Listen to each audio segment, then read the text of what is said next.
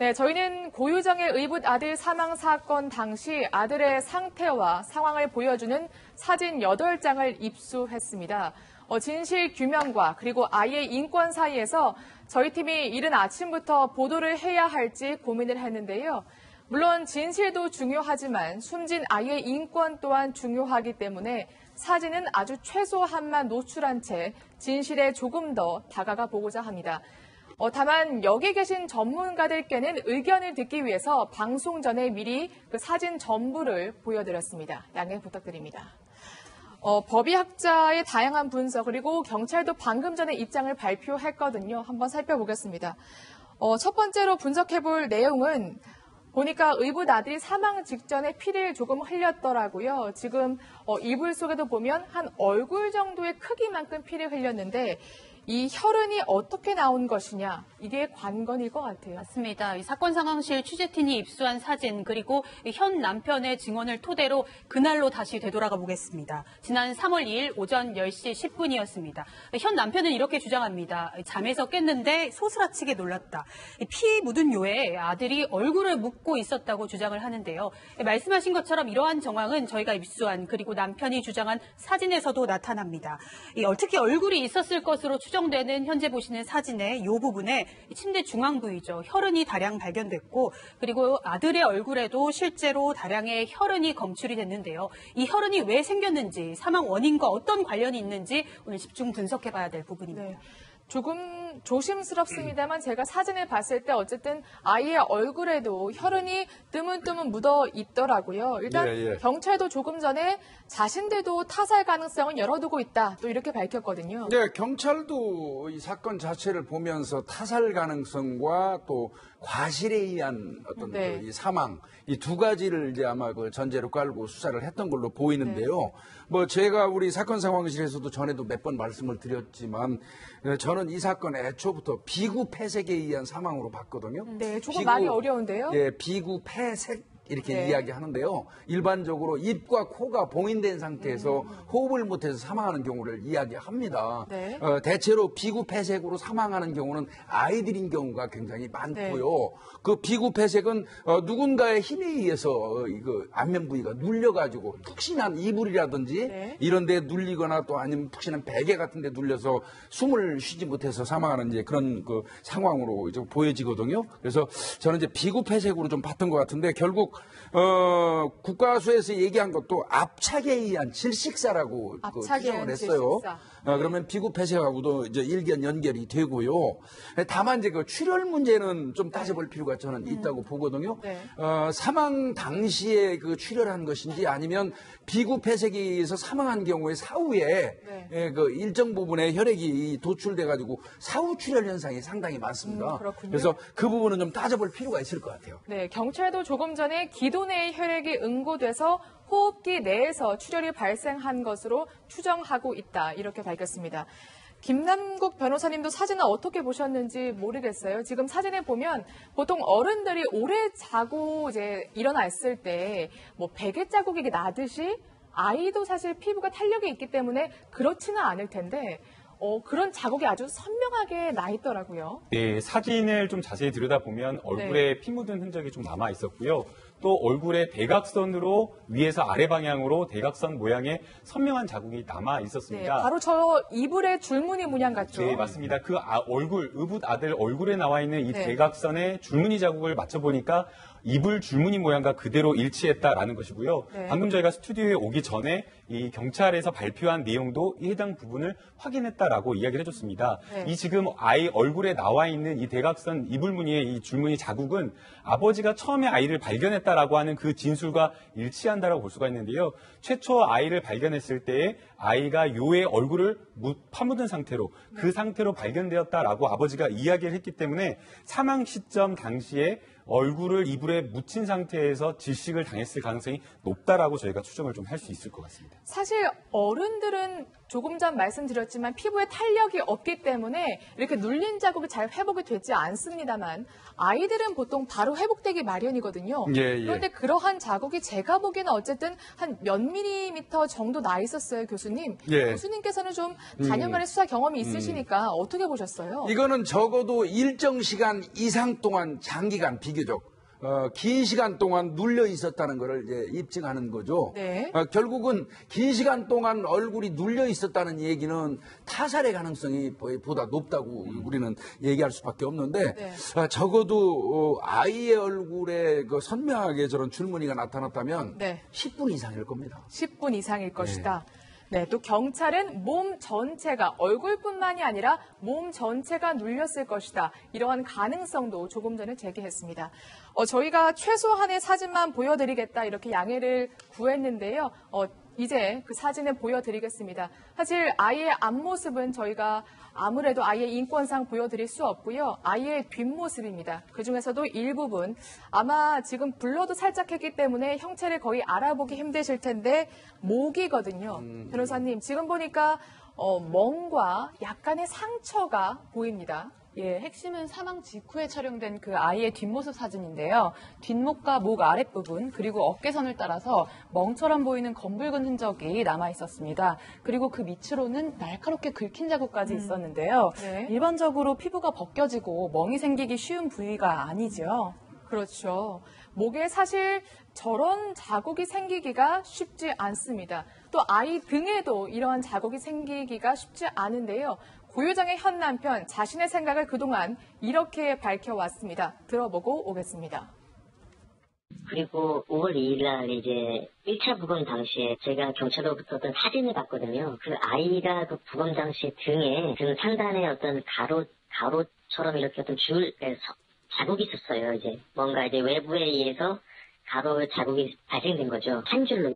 그 줄을 이제 말도 안 되게 제 다리가 올라갈 가능성이 있다고 말씀을 하시는데 이거는 아이 아빠로서 저를 2번 죽이는 일이라 생각을 해요. 그리고 또 만약에 정말로 제 다리가 올라갔다면 다리 방향, 그 자국 방향이 등 위에서 아래도 그렇게 자국이 나야 된다고 생각을 하거든요. 네, 어쨌든 목에 난 그러한 자국들이 심상치가 않아서 저희가 법의학자들의 의견을 드려봤는데 변호사님 어떻게 얘기를 했죠? 네, 법의학자들도 마찬가지로 그 해당 부위가 피부가 네. 벗겨지거나 멍이 생기기가 쉬운 부분이 아니다. 그래서 외부에서 손으로 누른 흔적을 배제할 수가 없다라고 이제 얘기를 했고요. 특히나 손가락 지두흔, 즉 이렇게 손끝으로 누른 흔적 네. 또는 조흔, 손톱으로 긁힌 흔적이라고 볼 수 있어서 조심스럽게 그 아이의 등 부분에 외부에서 압력이 가해진 게 아닌가라고 추측이 된다라는 의견을 밝혔습니다. 이거 조금 제가 보강 설명 드리면요. 네. 제가 이제 사진 봤잖아요. 저도 봤는데 일반적으로 살인 사건에서 이제 액살이라고 해가지고 손으로 목을 조른 경우에 나타나는 손가락 지흔이라고 그래요. 아, 보통 남는군요. 지두흔 혹은 뭐 네. 지흔 이렇게 부릅니다. 그다음에 손톱에 긁혀서 난 거를 이제 그 조흔이라고 얘기하는데요. 네. 이유는 지금 조금 전에 보니까 그 이 자국이 마치 손가락 자국처럼 느껴지기는 해요. 그래서 지두운 가능성이 있고요. 네. 분명한 거는 어떤 그 눌림에 의해서 질식한 건 맞는 것 같습니다. 특히나 어린아이들 같은 경우는요, 몸 전체 중에서 이 가슴 부위를 압박당하면서 이 안면 부위가 푹신한데 눌리게 되면 상당히 그 치명적으로 쉽게 사망하죠. 만약에 말씀하신 것처럼 손가락 자국이다 그러면 사실상 타살의 무게를 둘 수가 있을 것 같은데 사실 경찰도 지금 당황스러운지 아이가 잠자다 숨지는 사례가 있는지 살펴보겠다. 그런데 아직까지는 국내외적으로 조금 드물다. 그래서 타살이나 말씀하신 것처럼 뭔가 과실치사 이런 쪽에 또 무게를 두고 있다. 또 이렇게 밝혔거든요. 근데 이제 경찰 입장에서는 0.001%라도 또 그런 가능성이 있는지 그런 사례가 있는지는 따져보는 건 지극히 당연합니다. 네. 그러니까 그거는 뭐 따져보겠지만 아마 그렇게 이야기하는 경찰 입장에서도 그 가능성은 아마 낮게 보고 있을 거예요. 경찰도 타살 쪽에 무게를 좀 두기는 하는 것 같습니다. 그렇군요. 어쨌든 타살이라면 누가 그러한 끔찍한 짓을 했는지 또 어떻게 그렇게 했는지를 밝혀내야 되는 게 경찰의 숙제 같습니다.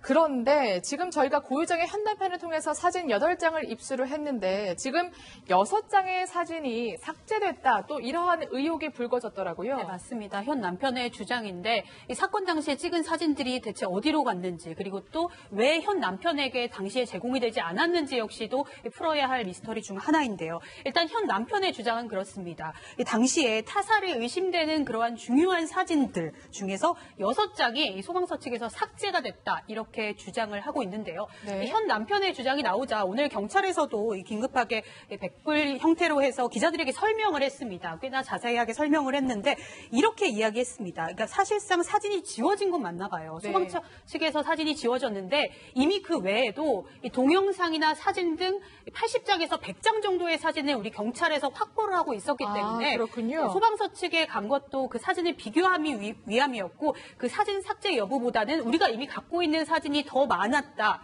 현재 경찰에서는 이렇게 주장하고 있는 겁니다. 그런데 어쨌든 소방서에서 그러한 중요한 현장 사진을 삭제했다면 이 또한 문제가 될 수 있겠는데요. 네, 그래서 이 부분에 대한 감사도 들어가야 된다고 생각이 드는데요. 아무리 소방대원이 개인의 휴대폰으로 촬영한 사진이라고 하더라도 공식적으로 119 출동을 받고 본인의 휴대폰으로 찍은 그 현장 사진이기 때문에 개인이 임의로 이것을 처분할 수 있는 그런 권한을 가지고 있지가 않습니다. 그렇기 때문에 왜 8장 중에 특히나 이 타살의 어떤 의혹이 된다라고 하는 굉장히 중요한 사진 6장을 삭제하게 되었는지, 만약 이 삭제한 것이 누구의 어떤 지시에 의한 것이다라고 한다면 그 지시에 대한 부분까지도 좀 확인을 해야 되기 때문에 이 부분은 좀 철저하게 수사를 해야 된다고 보이고요.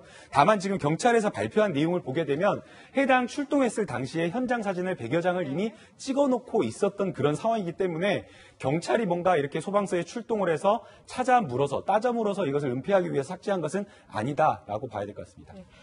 당시에 어쨌든 아이가 정말 작았습니다. 키 98cm에 몸무게 14kg이었거든요. 굉장히 왜소한, 또래에 비해서도 왜소한 체격이었는데 왜 죽음을 맞이하게 됐는지 꼭 밝혀내야 할 것 같습니다. 그런데 위원님, 어쨌든 6장의 사진이 삭제되긴 했지만 경찰이 100장 가까이, 80장 최소 보관하고 있으니까 어쨌든 수사에 뭔가 지장이 있을 정도는 아니다. 저희가 좀 안심하면 되겠습니까? 그거는 전혀 관련이 없는 겁니다. 이 소방관이 촬영한 그 현장 사진 8장은 현장에 최초 출동했던 소방관의 입장에서 이제 그 사진을 촬영해 둔 거고요. 신고에 의해서 경찰관이 현장에 나가서 현장 감식팀은 원래 그 현장을 전체 동영상으로도 촬영을 해요. 그리고 이제 사진도 아까 말씀하신 것처럼 80에서 100장 정도 여러 각도로 찍어뒀기 때문에 이 사건을 수사하는데 무슨 놓치는 일은 없을 거예요. 다만 경찰이 이제 또 사진 찍는 사람에 따라서 또 그 관점이 다를 수 있잖아요. 그러니까 소방서에서도 한 8장 정도의 사진을 확보하고 있다고 하니까 경찰이 100여 장 찍는 데 대해서 놓친 그런 부분이 있는지를 대조하려고 아마 소방관한테 보고자 했던 것 같은데요. 그래서 뭐 그 부분은 수사하는데 큰 지장은 없을 것 같고, 다만 제가 한마디 꼭 말씀드리고 싶은데, 소방관이 조금 전에 우리 김남국 변호사님 말씀하셨지만 현장 사진을 찍은 건 개인을 통해서 밖으로 나가서는 절대 안 됩니다. 유출돼서는 안 된다. 네, 그 부분도 짚어주셨습니다. 마지막으로 오늘 현 남편이 경찰 조사를 받게 된다면서요? 네, 맞습니다. 과거 고유정과의 대질 조사에 이어서 오늘은 현 남편의 대면 조사가 예정되어 있습니다. 오늘 기자들이 경찰에게 물었습니다. 이붓 아들 사망 사건 관련해서 수사가 어느 정도까지 왔냐 이렇게 물었는데 경찰이 10부 능선 중에 한 9.5무 정도까지 왔다. 그러니까 수사가 마무리 단계다 이런 표현입니다. 그래서 몇 가지 사실관계를 남편을 통해 확인할 예정으로 보이는데요. 이미 현 남편에 대한 그 거짓말 탐지기 반응도 나왔고 또 고유정에 앞서 대면 조사를 통해서 프로파일러 조사도 나오지 않았습니까? 그래서 그 고유정에 대한 그 진술의 신빙성도 이미 어느 정도 조사는 됐다고 합니다. 그런데 한 가지 더 추가 사실이 나왔는데요. 기자들이 물었습니다. 이 고유정과 이 현 남편의 공동 범죄일 가능성, 그러니까 공범일 가능성은 없냐? 이렇게 경찰에 물었는데 경찰은 그 가능성은 매우 낮다 이렇게 대답을 했습니다. 왜냐하면 이 남편이 이 사건 이후에 경찰에 스스로 고소장을 냈기 때문에 이 둘 사이에 공동범죄일 가능성은 낮게 보고 있는데요. 일단 오늘 조사 지켜보고 앞으로 경찰의 결과 브리핑도 지켜봐야 될 것으로 보입니다. 9.5부 능선이라고 했으니까 거의 다 의붓 아들 사망 사건 거의 다 온 것 같습니다. 한번 경찰 조사 결과 발표를 좀 기다려 보겠습니다.